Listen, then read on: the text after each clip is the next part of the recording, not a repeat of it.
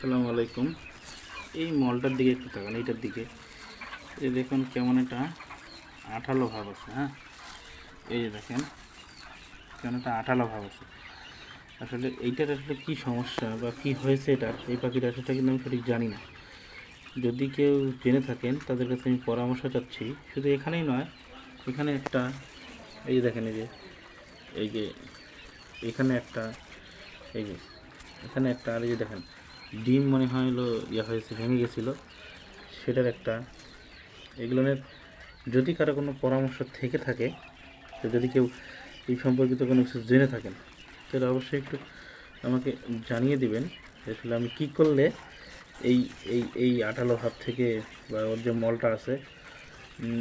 মলটা আছে, এই মলের আঠালো ভাবটা কেটে যাবে। হ্যাঁ, আমি আসলে পরামর্শ যারা দিতে পারবেন তাদের কাছ থেকে পরামর্শ চাচ্ছি।